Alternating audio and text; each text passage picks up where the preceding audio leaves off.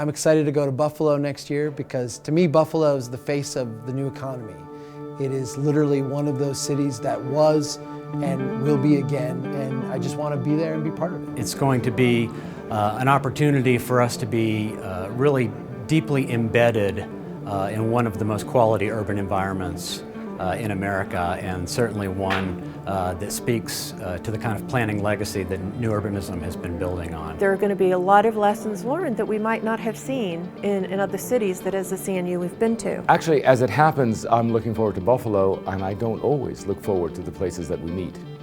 And what I like about Buffalo are two things. One is that how the wealth was created out of nothing in the 19th century.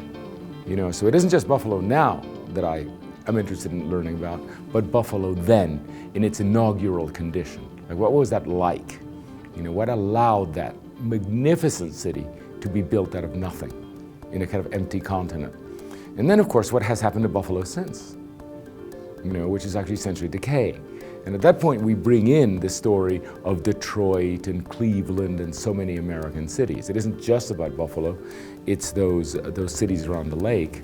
And then, of course, being new urbanists and knowing about the future, we move on to see what could happen to places like Detroit and Cleveland and Buffalo. For so long, Buffalo has been a part of a region that has been, I feel, put in the sort of penalty box. And I think bringing CNU to Buffalo is a real opportunity for us to turn that equation around. The Great Lakes District as a whole is a fantastic new framework for building more livable places that are better in touch with nature, better in touch with water systems. When we start talking about sustainability, when we start talking about how do we create complete places, we have to start with some of the basics. We have to talk about where do we have the water, where can we grow the food, where do we have those natural resources that make it viable for us to be living there. The reason why I think we need to be going to Buffalo is that the world's population is increasing tremendously at a very rapid rate.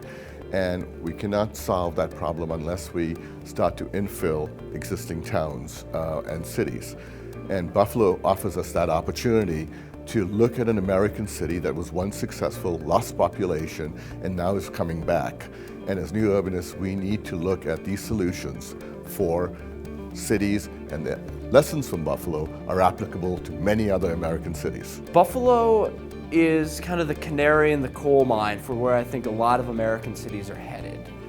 And they have been using lean urbanism basically because they've been forced to for the last 30, 40 years. So I think that if we see kind of this world moving kind of with this trajectory, we could learn an awful lot from Buffalo. It's about being in older cities and about how the tools of new urbanism can be applied in those places and in places that are going to be very, very important as we go forward with dealing with issues like climate change, etc.